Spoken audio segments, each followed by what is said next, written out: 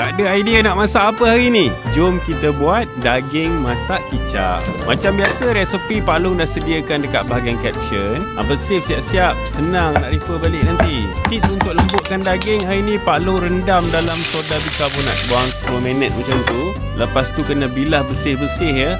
Next, kita perasakan dengan garam je daging ni. Bila hampa dah buat step ni, masak pun tak payah lama. Bawah 10 minit siap. Daging masak kicap ni sebenarnya tak payah pakai rempah apa pun. Sebab kita nak dia ringan rasa kicap tu.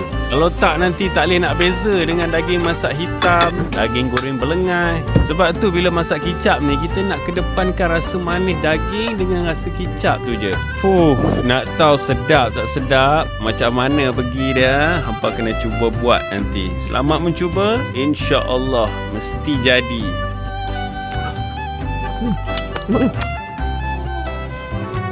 Korang nak rasa?